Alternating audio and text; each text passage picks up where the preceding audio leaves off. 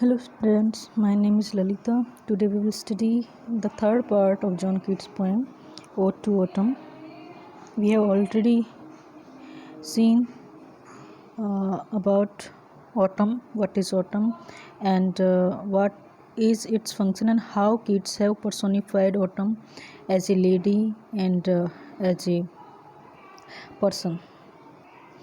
So this is the third and final stanza of the poem. And in this stanza, the poet asks the spring, but where is the song of the autumn? And asks the autumn not to regret, because she too have her own songs. Let's read the stanza first. Where are the songs of spring? Where are they? Think not of them, though has thy music too.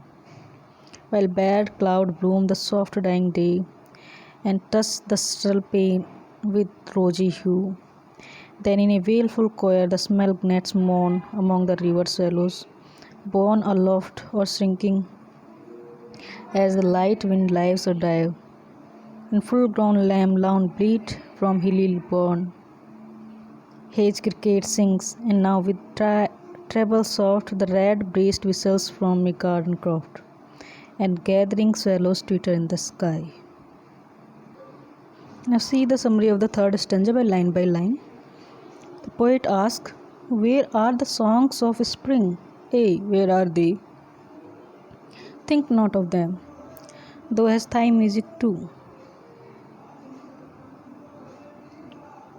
The final stanza begins with another rhetorical question, which is, where are the songs of spring? He reassures autumn, who might be feeling inadequate compared to her more celebrated counterpart, that she has her own music. Keats alludes again to the pastoral tradition in poetry in which shepherds typically sing in springtime, often while playing a lyre. यहाँ पे Keats है जो पूछते हैं कि spring की जो music है या वसंत का जो म्यूजिक है वो कहाँ है वो गीत। और ऑटम से कहता है कि थिंक नॉट ऑफ देम, तुम उसके बारे में मत सोचो कि हाँ स्प्रिंग के ही गीत होते हैं, स्प्रिंग में या वसंत में ही गीत गाए जाते हैं। ऑटम को अश्योर करता है, उसे आश्वासन देता है कि दो हैज़ दाई म्यूजिक टू, तुम्हारे पास अपना खुद का गीत है, तुम्हारे पास अपने खुद के मधुर संगीत हैं। यहाँ पे कीट्स अगेन है जो पेस्टोरल ट्रेडिशन को अल्यूड करते हैं, उसकी प्रेज करते हैं। और जैसे किसी पर्स वगैरह है जो स्प्रिंग टाइम में सॉन्ग्स गाया करते थे एक लायर के साथ, एक म्यूजिकल इंस्ट्रूमेंट होता है, तो उसकी ओर इशारा करते हुए कहते हैं कि हाँ स्प्रिंग के सॉन्ग्स होते हैं, वसंत के सॉन्ग्स होते हैं, लेकिन ऑटम के भी सॉन्ग होते हैं। नेक्स्ट कीट्स कहता है कि while bad clouds bloom the soft dying day and touch the subtle plain with rosy hue. और जो ऑटम के गीत है वो कब सुनाई देते हैं, इसका विवरण देते हुए कीट्स कहते हैं कि while bad clouds bloom the soft dying day, जब क्लाउड्स हैं जो आसमान में खिलते हैं, जब सॉफ्ट डाइंग डे जो डे है वो धीरे धीरे समाप्त हो रहा है, एंड की ओर बढ़ रहा है, और बैड क्लाउड एक बैड की तरह या बहुत छोटी छोटी छड़ियों की तरह बादल हैं जो आसमान में छाए हुए हैं। And touch the subtle plains with rosy hue, और जो सूर्य की जो रोशनी है वो शाम के समय जो सटल होते हैं मैदानों में जो ठूंठ होते हैं फसल के, उनको अपने रोजी ह्यू यानी जो बहुत ही सुंदर जो कलर होता है उनका रोजी कलर, या फिर जो बहुत ही ऑरेंज टाइप का जो हल्का सा कलर होता है वो मैदानों को छू रहा है उस समय। The speaker begins to describe the song of autumn. It's more a metaphorical song. He describes the pathy clouds between which patches of sky can be seen as barred. These clouds appear to be in bloom like flowers as they light up with the colors of sunset. The use of bloom is a direct challenge again to springtime. The day is dying at sunset, but it is not a tragic or violent death. It's soft and gentle. The reddish color of sunlight touches the field gently. The field have been harvested, so all that is left as a flat shuttle of crop. इसमें जो song है autumn का metaphorical song है, और जो bad cloud के लिए use की गई है वो इमेज ये है कि बहुत सारे छोटे छोटे बादलों के टुकड़े होते हैं, उनके बीच में से आसमान ऐसे कैसे साफ दिखाई देता है। और dying day, day is dying, it means it is going to end, but is it its death is not violent or tragic, it is soft and gentle. It means the day is dying very easily.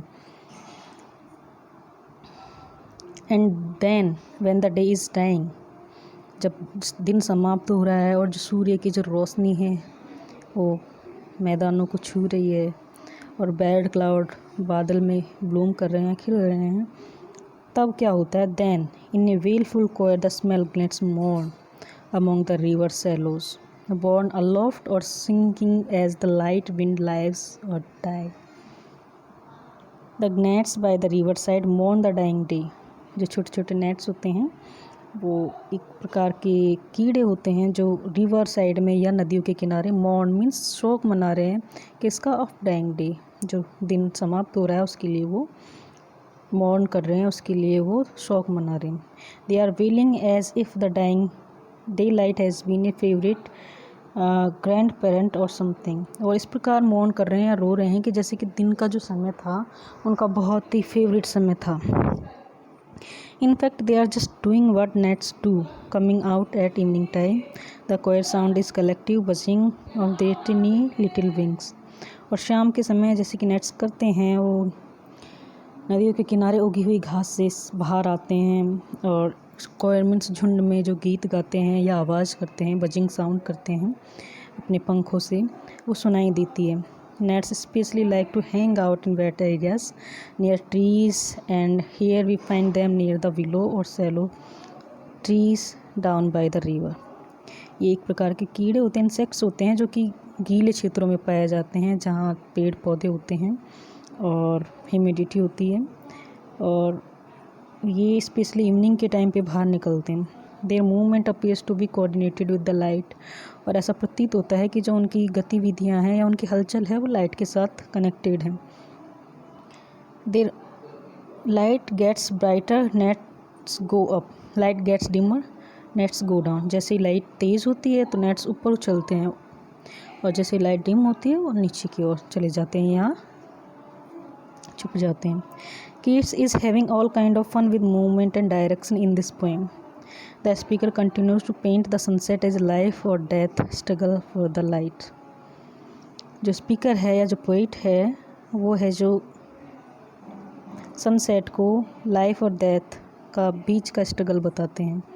The sound of the nets contribute the song of autumn. और जो song है nets का, जो nets की जो आवाज़ है या जो उनके पंखों के द्वारा जो ध्वनि निकलती है वो एक प्रकार का सॉन्ग है ऑटम का. तो यहाँ पे किस प्रकार कीट्स इमेजिन करते हैं कि ऑटम के भी सॉन्ग होते हैं.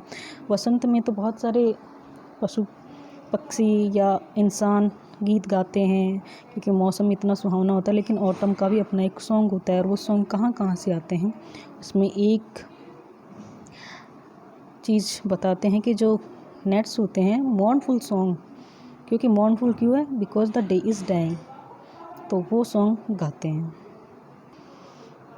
Next, and full grown lambs loud bleat from hilly bourn his cricket sings, and now with trap soft the red-breast whistles from a garden croft, and gathering swallows twitter in the skies. These are the final lines or last line of the poem. The poem concludes with more animal sounds, but those of a more conventional variety than the buzzing of nets. यहाँ पे जो कविता है बहुत सारे animals यानी बहुत सारे जानवरों की आवाज़ों की बात करती है, बट ये जो बहुत ही कन्वेंशनल है बजाई के जो नेट्स होते हैं उनकी ध्वनि के बजाय ज़्यादा मतलब अच्छे तरीके से हम इन्हें समझ सकते हैं या महसूस कर सकते हैं. Lamb are bleating near small stream or bourn that flows down a hill. जो लैम्प्स होते हैं, जो मेमने होते हैं जो कि पूरे रूप से बड़े हो चुके हैं, फुल ग्राउंड लैम्प्स यानी कि छोटे छोटे मेमने थे अब बड़े हो चुके हैं. ब्लीट लाउडली, और लाउड बहुत तेज़ आवाज़ में ब्लीट करते हैं या मिमियाते हैं. फ्रॉम द हिली बॉन्ड्स, जो हिली पहाड़ी इलाके हैं जहाँ उन्हें रखा जाता है वहाँ से बहुत तेज़ आवाज़ में मिमियाते हैं. The speakers call them full grown lamps which is like saying full ground child. इनकी तुलना फुली ग्राउंड लैम्प जो पोइट कहते हैं उनका मतलब शायद है कि फुली ग्राउंड चाइल्ड, जैसे कि एक बच्चा बड़ा हो जाता है, इस प्रकार उन्होंने लैम्प को संबोधित किया, fully grown lamb. He seems to want to highlight the in between stage between the glorious ripeness of youth and plain old adulthood. Crickets are singing by rubbing their wings together, otherwise known as chirping. Crickets एक प्रकार के ये भी कीड़े या झिंगुर होते हैं जो अपने पंखों को रगड़ने के कारण आवाज़ उत्पन्न कर रहे हैं। With a soft but high tribulate voice, the red-breasted robin is whistling in an enclosed garden or garden croft. और जो इसमें सबसे मधुर ध्वनि है वो किसकी है? रेड ब्रेस्ट रॉबिन की है। एक पक्षी होता है जिसकी ब्रेस्ट रेड होती है, उसकी साउंड या उसकी जो चहचहाने की आवाज़ ऐसी प्रतीत होती है कि जैसे वो सीटी बजा रहा है। और वो कहाँ गीत गा रहा है? फ्रॉम ए गार्डन क्रॉफ्ट, एक एनक्लोज्ड गार्डन है या जो भी चारों तरफ से घिरा हुआ गार्डन, उसमें उसकी शाखाओं पे बैठ के कहीं वो गीत गुनगुना रहा है। The swallows have been taken to the sky at twilight, और जैसे ही शाम होने लगती है या दिन ढल रहा है तो स्वेलोज जो चिड़ियाँ होती हैं वो आसमान में बहुत ऊपर की ऊंचाई पे उड़ रही है।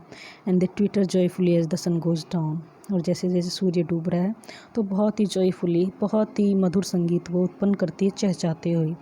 तो इस प्रकार इस स्टेंजा में गीट्स हैं वो बताते हैं कि केवल वसंत के ही गीत नहीं होते हैं, गीत ऑटम के भी होते हैं और बहुत मधुर होते हैं। और वो कहाँ कहाँ से प्रकट हो सकते हैं ये उनका उदाहरण बखूबी प्रस्तुत करते हैं। एक ऑटम का बहुत ही सुंदर चित्र गीट्स प्रस्तुत करते हैं इस कविता में। Now see the images in the third stanza. The soft dying day, and this is indicating moon sinking dyes. Word and phrases that suggest death or dying indicate that autumn is leaving. यहाँ पे जो शब्द use किए गए हैं जैसे कि dying, sinking, इसका मतलब है कि ऑटम है जो धीरे धीरे ख़त्म हो रही है। और सॉफ्ट डाइंग डे, उसकी एक इमेज यहाँ पे दी गई है कि दिन किस प्रकार ढल रहा होगा और उसकी जो रोजी ह्यू है वो किस प्रकार मैदानों को छू रहा है। गौर से देखो तो दिखाई देता है कि जो सूर्य की लाइट है वो धीरे धीरे ज़मीन को टच कर रही है। Autumn's music, then in a wailful choir the smell gnats mourn, and full-grown lambs bleat from hilly bourne. Haze cricket sings, and now with treble soft the red-breast. यहाँ पे रेड ब्रेस्ट की image दी हुई है। Swallows twittering in the sky, उनकी भी image यहाँ पे दी गई है। And image third, and full-grown lambs bleat from hilly bourne. Haze cricket sings, and gathering swallows twitter in the sky. ये सारे के सारे यानी कि जैसे जैसे दिन ढल रहा है तो इनकी जो मधुर ध्वनि है वो उत्पन्न होती है, यानी कि वो मौन कर रहे हैं, शोक गीत गा रहे हैं, लेकिन वो दुखी नहीं है। Third stanza, autumn is a symbol of maturity of beings, यानी कि जैसे व्यक्ति या एक छोटा बच्चा एडल्ट हो जाता है, युवा हो जाता है, उसी प्रकार ऑटम भी है जो मैच्योर हो गई और धीरे धीरे अपनी समाप्ति की ओर है। और ये जो है निम्न लाइनों के थ्रू दिखाया गया। दो हैज़ टाइम म्यूजिक टू, और उसका गीत the choir the small gnats मोन, full grown lambs loud bleat from hilly bourn, red breast whistles from a garden croft and gathering swallows twitter in the sky. ये जो autumn के गीत हैं इन शब्दों के माध्यम से यहाँ पे दिखाए गए हैं। The analysis of 5 senses of imagery, हम जब इस पोएम को पढ़ते हैं तो बहुत अच्छी तरह से महसूस कर सकते हैं जो इमेजेस गीट्स द्वारा प्रस्तुत की गई है। और वो विजुअल हैं, ऑरल है, स्मेल यानी कि जो जिन चीज़ों को हम सूंघ सकते हैं, taste and sensation. Keats is known for sensuousness, and what is sensuousness? Preeminently Keats is the poet of the sense and their delights. Keats है जो हमारे 5 सेंसेस होते हैं और उनके द्वारा जो उत्पन्न खुशी होती है उसका मुख्य रूप से चित्रण अपनी कविताओं में करते हैं। Most reader intent love towards suffering humanity, no one has created to and gratified the 5 human senses. बहुत सारे कवियों ने कविताएं लिखी होगी ह्यूमन सफरिंग के लिए, लेकिन किसी व्यक्ति ने जो मनुष्य के 5 सेंसेस होते हैं उन्हें ग्रेटिफाई या संतुष्ट नहीं कर पाए हैं। जो कौन कौन से सेंसेस होते हैं? Touch, taste, smell, sight and hearing, ज्ञानेंद्रिय जिन्हें हम कहते हैं हिंदी में, उन सारे जो टचिंग, टेस्ट, स्मेल, साइट और हियरिंग, ये सारी चीज़ें हम कीट्स की कविताओं में महसूस कर सकते हैं। Census poetry does not present idea और फिलोसॉफिकल थॉट्स, और उनकी जो पोएट्री है वो किसी आइडिया को या फिलोसॉफिकल थॉट को प्रस्तुत नहीं करती है। An ode to autumn is considered to be the perfect embodiment of concrete sensuous experience. The poem gives a graphic descriptions of the seasons with all its variety and richness. The whole atmosphere and the mood of the season are presented through sensuous imagery and descriptions. पूरी कविता है जो सेंसुसनेस से भरी हुई है, चाहे से वो फ्रूट्स की बात करें तब जो फर्स्ट स्टेंजा उसमें लिखा हुआ है with fruits the wine that round the test you run to bend with apples and most cottage tree and fill all fruits with ripeness the core. Second stanza में हमें इमेजरी देखते हैं कि वो उसका एक पर्सोनिफिकेशन ऑटम का एक लेडी के रूप में किया जाता है। थर्ड स्टेंजा में हम सॉन्ग्स सुनते हैं।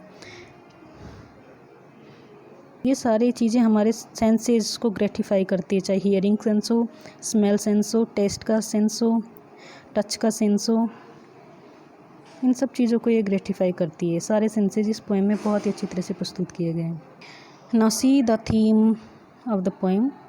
The first theme is man and natural world. To autumn contents very specific natural landscape and image.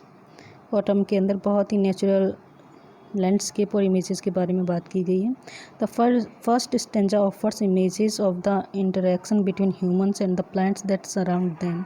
और पहले स्टेंजा में मनुष्य और उसके आसपास जितनी भी प्राकृतिक चीज़ें हैं उनके बीच का जो इंटरेक्शन होता है उसके बारे में बात की गई है। The second describe the production of agriculture, a natural process that is controlled by people. और दूसरा स्टेंजा डिस्क्राइब करता है एग्रीकल्चर, खेती को, क्योंकि एक नेचुरल प्रोसेस है जो मनुष्य द्वारा कंट्रोल की जाती है। Third stanza moves outside of human perspective to include things that are not used or consumed by human. और थर्ड स्टेंजा है वो ऐसे पर्सपेक्टिव के बारे में बात करता है जो मनुष्य के हाथों से परे हैं और मनुष्य उन्हें यूज़ नहीं करता है। This third section capture some of the wildness and unpredictability of nature. और जो थर्ड स्टेंजा है वो वाइल्डनेस, नेचर के वाइल्डनेस के बारे में बात करता है। Second theme is time. It is not a coincidence that autumn mentions autumn and spring but not winter. Keats does not want to dwell on the cold days to come. Keats है जो आने वाले cold days या सर्दियों की ऋतु पे dwell नहीं करना चाहता है, क्योंकि सर्दी ब्रिटेन में एक तरह से डेथ का संकेत माना जाता है। To appreciate autumn we need to forget about how each passing day seems a little shorter and chiller. और ऑटम को अप्रिसिएट करने के लिए हमें इस चीज़ को भूलना पड़ता है कि प्रत्येक दिन धीरे धीरे बहुत ही ज़्यादा छोटा होता जा रहा है और ठंडा होता जा रहा है। For the most part the speaker stage focused on the present moment. और अधिकतर जो पोइट है वो प्रेजेंट समय पे फोकस करता है।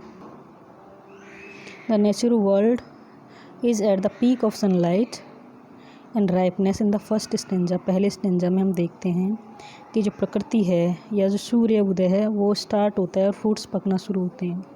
And by the third stanza the sun is setting. लेकिन थर्ड स्टेंजा के आते आते सूर्य क्या होता है, ढल रहा होता है। इस प्रकार धीरे धीरे समय क्या हो रहा है, व्यतीत हो रहा है, ख़त्म हो रहा है। ऑटम की ऋतु है वो भी धीरे धीरे समाप्त हो रही है। Third theme is transformation. Autumn is the time of transformation between the growth of summer and the dormancy of winter. Autumn एक ऐसा समय है जो सर्दी और गर्मी के बीच आता है। Things are winding down and once the harvest is complete, there is nothing left to do but wait until the next season. और जब पूरी फसल कट जाएगी और कोई काम नहीं बचेगा करने को, तब लोग वेट क्या करते हैं, नेक्स्ट सीजन, यानी कि अगली बार जो फसल होगी या सर्दी ख़त्म होने के बाद जो ऑटम आएगी या समर आएगी उसमें फसल उगने का या कार्य करने का इंतज़ार करते हैं। Much of the transformation in the poem occurs between stanzas. For example, in the first stanza fruit and gourd are swelling outward before they will be picked for food. Transformation दिखाते हैं पहले स्टेंजा में कि fruit किस प्रकार पक रहे हैं, कलियाँ किस प्रकार खिल रही है। सेकंड स्टेंजा में हार्वेस्टिंग दिखाते हैं और थर्ड स्टेंजा में पोइट है जो सिंगिंग की ओर अग्रसर होता है। हम देखते हैं कि सेकंड स्टेंजा में जो फसल है पक चुकी है ये और उन्हें काटा जा रहा है। इस प्रकार जो चेंज है, ट्रांसफॉर्मेशन है, उसको ऑटम में बहुत अच्छी तरह से कीट्स ने प्रस्तुत किया है। फोर्थ थीम है mortality. Autumn is frequently used as a symbol in literature for old age. Autumn को लिटरेचर में एक ओल्ड एज के सिंबल के रूप में यूज़ किया जाता है। The time before death symbolized by winter. ऐसा समय जो मृत्यु से पहले का समय हो, और मृत्यु किसके द्वारा सिम्बलाइज की जाती है? विंटर के द्वारा। To autumn avoids any super obvious reference to death. Autumn है, इस कविता में डेथ की कहीं रेफरेंस डायरेक्टली नहीं दी गई है, but we do get some subtle one. लेकिन फिर भी हमें कहीं कहीं पे ठोस इमेजेस मिलती हैं, रेफरेंसेस मिलती है, जैसे कि लाइक द ऑब्वियस बीज that think the summer will last for ever. जैसे कि बीज ये सोचना शुरू कर देते हैं कि जो समर की ऋतु है वो कभी ख़त्म नहीं होगी। और the hook that spares the poppy flower from their inevitable end. और जो हुक या सिकल होता है जो नेक्स्ट रो को छोड़ देता है, काटता नहीं है उन फसलों को, यानी कि मृत्यु के निकट है लेकिन मृत्यु अभी तक नहीं आई है। As the day begins to die in the final section the entire landscape contribute the song of mourning. और जैसे कि एंड का स्टेंजा आता है, जब कभी सॉन्ग्स के बारे में बात करता है तो देखता है कि डे इज़ डाइंग, और जो पूरा लैंडस्केप है वो धीरे धीरे मॉर्निंग सॉन्ग में डूब जाता है। मॉर्निंग करता है, ऑटम के जाने के लिए शोक मनाता है।